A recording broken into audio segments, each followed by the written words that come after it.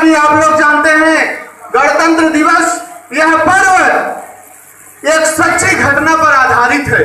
हमारा देश सिर्फ अंग्रेजों के गुलाम रहा, अगर यह कहा जाए तो कुछ लोगों का मानना होगा हाँ और कुछ लोगों का नहीं, लेकिन हमारा मानना है नहीं। सन 1600 ईस्वी से ही हमारा देश कभी डच, कभी पुर्तगाल, कभी फ्रांस, तो कभी ईस्ट इंडिया कंपनी जो कि भारत में आई, व्यापार करने के लिए आई। और यह पहले भारत राजा रजवाड़ों का देश था, अलग अलग राज्यों में बटा था, तो व्यापार करने के लिए आई और यहाँ पर काबिज हो गई।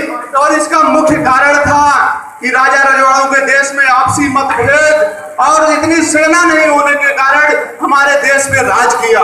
लेकिन सन 1857 की क्रांति के बाद देश में एक नई ऊर्जा उत्पन्न हुई। हमारे देश के जवानों ने गुलाम होने से अच्छा शहीद होना समझा।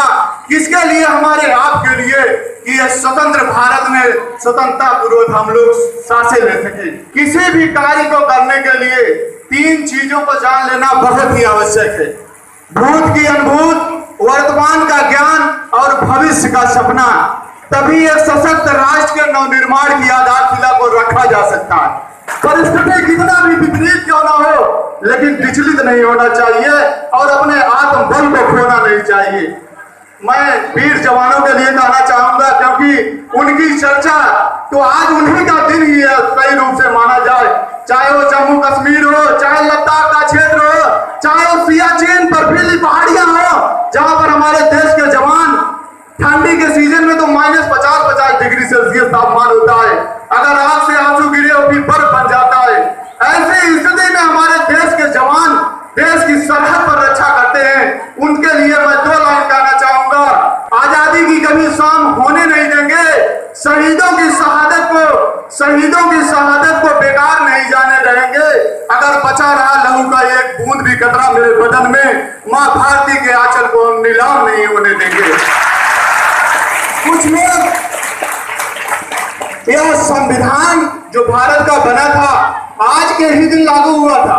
यह संवैधानिक देश है, गणतंत्र है, जहां पर लोकतंत्र है, अभिव्यक्ति है, स्वतंत्रता है और विश्व का सबसे बड़ा लोकतांत्रिक देश भारत ही है। इसकी देन डॉक्टर बाबा साहेब भीमराव अंबेडकर, जो कि संविधान निर्माता कहे जाते हैं, उन्होंने समानता का अधिकार दिया, समाजवादी गणराज्य की स्थापना की, जहां पर हम आप सभी लोग मिलजुल कर रहते हैं। लेकिन कुछ लोग राजनीतिक रोटी सेकने के लिए हमें आपको बांटने का काम करते हैं, जाति धर्म मजहब में बांटने का काम करते हैं। तो आज हम आप लोग संकल्प लेंगे, एक भाईचारे के साथ रहेंगे, जाति धर्म मजहब में बांटने के नहीं काम करेंगे। इंसान का सिर्फ एक ही जात होती है, इंसानियत, और एक ही धर्म होता है, मानवता। मानवता से बड़ा कोई धर्म नहीं और इंसानियत से बड़ी कोई जात नहीं। मैं 2 शब्द कहना चाहूंगा: क्या बनाने आए थे, क्या बनाने आए थे, क्या बना बैठे? कहीं मंदिर बना बैठे तो कहीं मस्जिद बना बैठे। हमसे अच्छी तो जात उन परिंदों की है जो कभी मंदिर पे जा बैठे, कभी मस्जिद पे जा बैठे।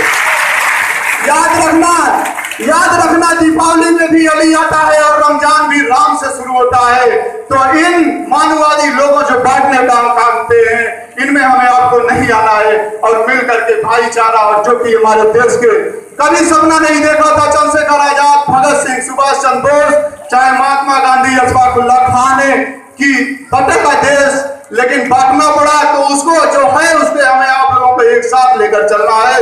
ज्यादा लंबा न कहते हुए बस मैं 2 शब्द में अपने बाड़ी को विराम दूंगा। झोपड़ियों की राजमहल से जब तक दूरी है, झोपड़ियों की राजमहल से जब तक दूरी है, सच यही है यारों, आजादी तब तक अधूरी है। जय हिंद, जय भारत।